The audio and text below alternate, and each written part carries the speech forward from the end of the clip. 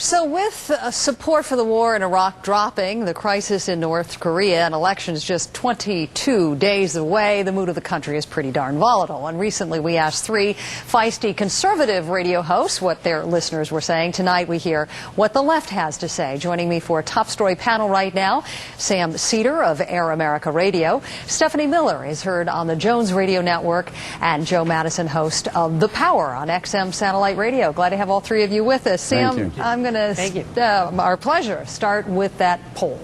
It's going to be up on the screen right now, showing that 2/3 of Americans now oppose the war in Iraq. Even Republican senators like Senator John Warner and Chuck Hagel saying that President Bush needs to change course, not stay the course. Right. Why haven't Democrats been able to take better advantage of this deep division in the Republican Party? Well, I'm not sure that they haven't taken advantage of that. I mean, don't you think they should be doing better than they are right now when you look at these poll numbers? Well, I mean, right now it depends on what polls you're looking at. But I mean, most of the polls that I've seen have showed that there's the chance, and I don't really hold that much stake in polls, but there's a chance of a massive tide of Democratic victories in the House and in the Senate. So I'm not convinced that the premise is right. I mean, I think the Democrats have actually stood up and they've said, you know, we're not interested in a permanent occupation of Iraq, and we have to do something different. Now, I think what you're hearing from Democrats are a couple, 2 or 3 different plans. But at least what we're hearing is some notion of change is important, and we're not seeing that from the Republicans. And Stephanie, the problem is, I think when some voters out there hear the Democrats have 2 or 3 plans, they're saying there's no unified voice. Why can't you guys all get on the same page? Well, according to the poll you just cited, Paula, there's an awful lot of cut-and-run defeatocrats out there like us. I think that most people agree that what they're doing now is not working. So, you know, I think, you know, you look at the National Intelligence Estimate, which says the same thing Democrats have been saying for 2 years, that the Iraq War is making terrorism worse, not better. You know, I think the insurgency is only about 4% al-Qaeda. You know, I believe in what Jack Murtha says, that, you know, we are the problem. We are the target. The vast majority of Iraqis want us out of there. We are caught in a civil war. But, Joe, Stephanie just brought out that term, defeatocrats, which Republicans have accused John Murtha of being. And they want the American public to believe that Democrats don't want the U.S. to win this war. Well, don't Democrats risk this? Well, by their strategy? I mean, that's absolutely ridiculous. I think Democrats have made it very clear. We appreciate the sacrifices that the soldiers are making. We just don't want them to be sacrificed.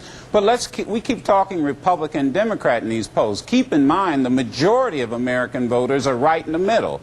They're neither Republican nor Democrat. So what you're seeing is this middle that's being courted by both Republicans and Democrats, and they're siding with the Democrats. The Bush administration cannot articulate how they're going to get out of Iraq, and that's going to be their downfall. And that's the same criticism, though, that's being heaped on the Democrats. What is this plan? Okay, you got a couple of plans, but well, I mean, we can't trust you to get out any faster. I would argue that George Bush is not even articulating a desire to get out of Iraq. I mean, we know that several months ago, both the House Republicans and the Senate Republicans stripped from bills in both houses the desire, the statement that we have no designs on permanent occupation of Iraq. And clearly, all the Democrats are saying that's something that we should tell the Iraqi people, that we're not going to be there indefinitely. But the Republicans have fundamentally disallowed any opportunity for the Democrats to say that. Stephanie, I want to move you on to the issue of North Korea, because that's really important. I agree with Sam, though. That's, you know what I mean? It's like if you look at these polls, I mean, Americans are not buying this Democrats to want to lose.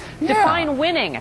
Many of us feel that winning would be getting out and removing the target. I'm going to quickly move you on to North Korea, Stephanie. Condoleezza Rice moving into the region. A lot of people think, some of your listeners think she should be meeting one-on-one with Kim Jong-il. Do you think she should be, and is that what your listeners are really telling you?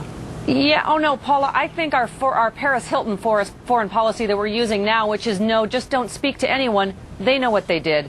I think that's working very well.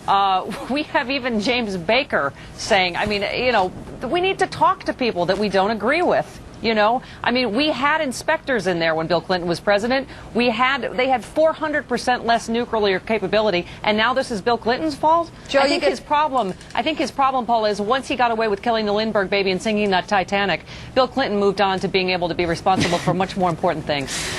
Wow, that was loaded. Joe, you get 10 seconds for a closing thought on North Korea Well, and what's at look, stake. the bottom line is that we need to back channel. Here's my suggestion to George Bush if he's listening. Bring in a bipartisan group of people, Baker, Powell, bring in Republicans and Democratic secretaries of state, the best brains you can find. Please, Mr. Bush, check your brain at the Oval Office and get some people in there that know what to do. I have a feeling he's otherwise engaged at this time this evening, but we'll let you know, Joe, if he's listening to you. Joe, and if he heard me. Yeah. Joe Madison, Stephanie Miller, Sam Cedar. Thank you for all of your time tonight. We're going to get back.